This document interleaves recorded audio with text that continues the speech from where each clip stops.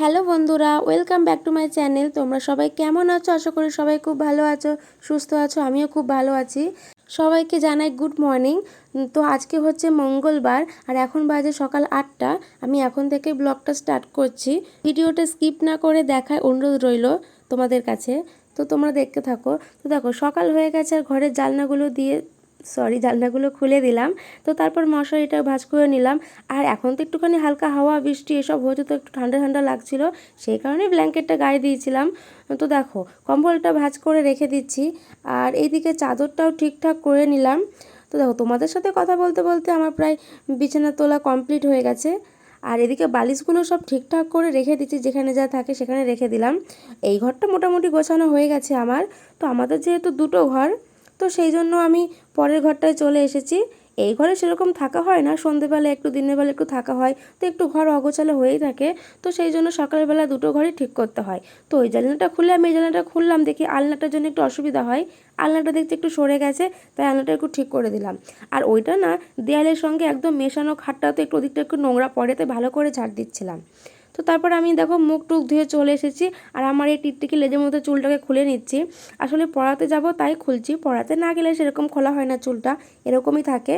তারপর আমি এখানে একটু জল খেয়ে নিলাম। আর মা দেখো হরলিক্সটা গুলে রেখেছিল, আর ভালো করে গলে নিয়ে চামচে লেগেছিল, তাই মাকে আমি বলছিলাম যে কেমন করে গুলেছো। তো মা বলছিল একটুখানি ভালো করে গুলে নে। তারপর আমি একটু হরলিক্স একটু চিড়ে ভাজা খেয়ে নিলাম। আর এই যে আমি এখন পড়াতে বেরোচ্ছি, তো পড়িয়ে চলে এসেছি। আর এখানে কল থেকে জল নিয়ে আসলাম। আসলে আমাদের তো মোটর সবসময় জল চালানো হয় না, কলটা চালানো হয় না, তাই পাশ থেকেই নিয়ে এলাম, একদম পাশেই। তো তারপরে আমি দেখো এখানে রান্না করতে চলে এসেছি। আর সকালে মেনু দেখলে তো পটল আলুর তরকারি ছিল। আর এখানে মাছগুলো ধুয়ে ভালো করে আমি হলুদ মাখিয়ে নিলাম। এটা কি মাছ কি আমি বলতে পারবো না, আসলে আমি খাই রান্না করি ঠিকই, কিন্তু আমি জানি না, মাছও চিনি না। তারপর দেখো মাছগুলোকে তেলে দিয়ে দিলাম। আর সেই ফাঁকে আমি একটুখানি পেঁয়াজ টমেটো এগুলো কেটে নিচ্ছি। আজকে আলু টালু দিয়ে সেরকম কিছু হবে না, আজকে একটুখানি মাছ চচ্চড়ি হবে আর মাছের একটু ঝোল হবে।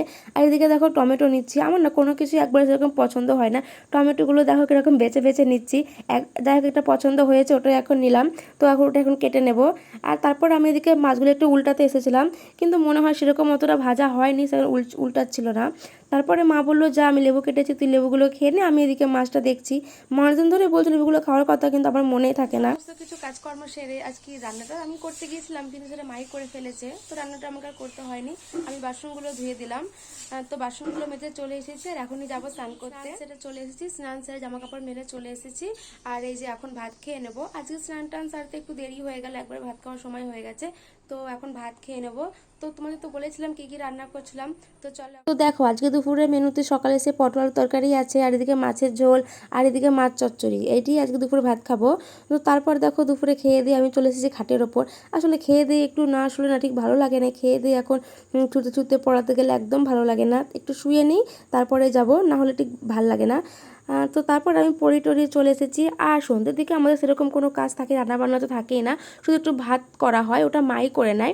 খুব মাঝে মাঝে, খুব কমই আর কি, মাঝে মাঝে রান্না করা হয়। তো ভিডিওটা এখানেই শেষ করছি, আর বেশি বড় করলাম না। ভিডিওটা ভালো লাগলে অবশ্যই লাইক কমেন্ট শেয়ার করো। আমার এই ছোট্ট চ্যানেলটিকে সাবস্ক্রাইব করে চ্যানেলটির পাশে থেকো। দেখা হবে পরের ব্লগে। তোমরা সবাই ভালো থেকো, সুস্থ থেকো। সবাইকে গুড নাইট। তো ভিডিওটা এখানেই শেষ করলাম, বাই।